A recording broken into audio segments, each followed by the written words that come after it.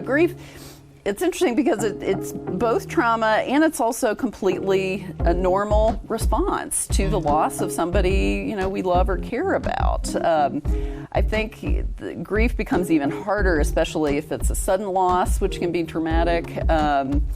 For kids or anybody who's been caring for someone who's been seriously ill for a long time, that anticipated loss over a long time can eventually come to kind of lodge as trauma with you.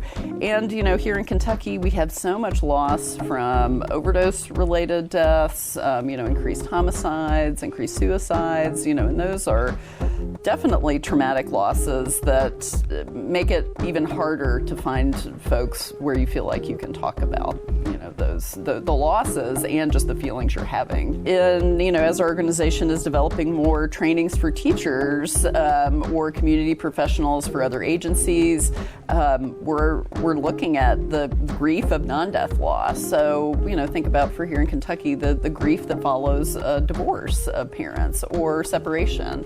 A parent may be incarcerated or absent due to addiction struggles or other circumstances. And, an adult, but certainly a child, is grieving the presence of that relationship. In cases of, these non-death losses, the person may still be alive, but you're grieving the relationship you want and wish you had with that person. It's sort of that unrealized aspect, of the connection you want, but is just not there, and you're grieving that.